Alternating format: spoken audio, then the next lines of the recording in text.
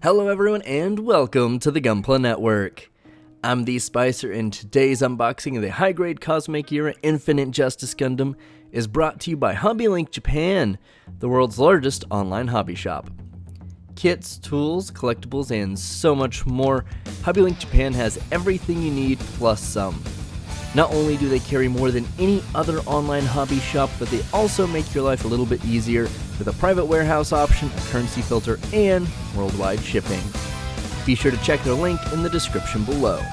The box is exactly what you'd expect from this new updated high-grade Cosmic Era line, which is a vast improvement over the old school high-grade seed kits. We have the ZGMF-X19A Infinite Justice striking a dynamic pose as it cuts through the Destiny Gundam with the powerful MRQ-15A Griffin beam blades, one of the signature weapons of this mobile suit. The box art shows us just how packed with beam weapons the Infinite Justice is as well. We have the aforementioned Griffin blades in the legs, the beam blades in the Fatum backpack unit, and the MA-M02G Super Lacerta beam sabers that can connect into a double-sided beam saber. Of course, this design comes to us from Gundam Seed Destiny as the successor to the Justice Gundam, and it is also being piloted by none other than Athrun Zala. The bottom of the box treats us to a nice front and back shot with a nice static pose of the Infinite Justice, just chillin', standing there. To the right, we have some more dynamic shots of the Infinite Justice using all that beam weaponry, and there are a lot of poses you can pull off with any number of these beam weapons working in conjunction or individually. Lastly, we have the articulation gimmicks and the weapons. Mostly centered around the hips and the shoulders for the articulation. Nothing too crazy, but it is nice to see that it's there, and they're showing off that nice silvery plastic we'll talk about more in a moment. And of course, the lesser loved weapons of the Infinite Justice. The top of the box provides some nice background on the Gundam, so if you're looking for some lore, you can find it right there.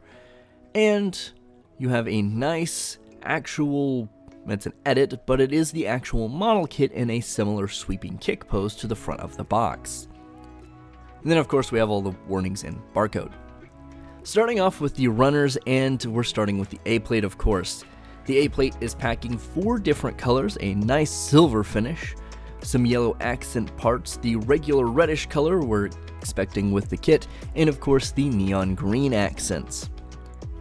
B1 and B2 are mostly internal details, making up the internal frame, mostly in a dark gray color. C1 and C2 are the same reddish color that makes up the main bulk of the armor for the Infinite Justice.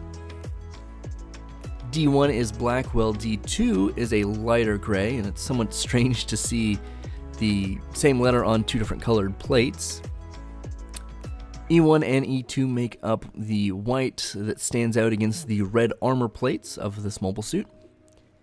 F1 and F2 are black as well, making up the beam rifle and more internal pieces. G is more of the reddish color that we've seen on the A plate and on the C plates. H is a heck of a beam saber plate, with the Griffin blades, the Lacerta blades, the backpack, and shield blades. I think this is the biggest beam saber plate I've ever seen. And then the H2 plate brings us the clear blue beam shield that also goes unloved with this kit. We also have a nice bendable wire for the anchor part of the shield, which doesn't really get shown off a whole lot on the box, but it is there, and it's nice that it's there. It is pretty thin though, so I'm kind of worried about how this is actually going to hold up, but we'll see when we get it built. The sticker sheet is mostly foils, about half and half honestly, half foils and half color correcting stickers. However, these color correcting stickers are fairly large, so I'm not expecting too much out of them. Lastly, we have the manual, a pretty standard booklet for the high grade series, but nevertheless the Infinite Justice is looking good on the front. The back treats us to some more lore and dynamic poses, so if you're wondering what the Griffin blades are, it'll tell you here on the back, as well as the Fatum unit, the beam sabers, the beam rifle, and everything else on the mobile suit. I'm really stoked to build this kit. I've always loved Athrun's mobile suits, and the Infinite Justice is no different. I always feel that Athrun's mobile suits get less love than Kira's, of course, and Shin's to a large extent, and they kind of get slept on in general, unfortunately. I'm not really surprised no one's building statues, but generally speaking, the Aegis, or the Aegis, the Justice, the Savior, and the Infinite Justice really don't get a lot of play, unfortunately, and that's kind of sad, because they're all really cool designs. The Infinite Justice is no different. It's cool in its own right, just people don't usually pay a lot of attention to it. Not only is the design a favorite of mine, but the high grade has nearly as many plates as a real grade.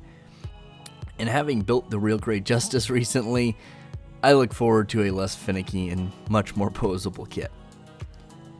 I'm the Spicer here for the Gunpla Network. As always, friends, stay safe and keep on building.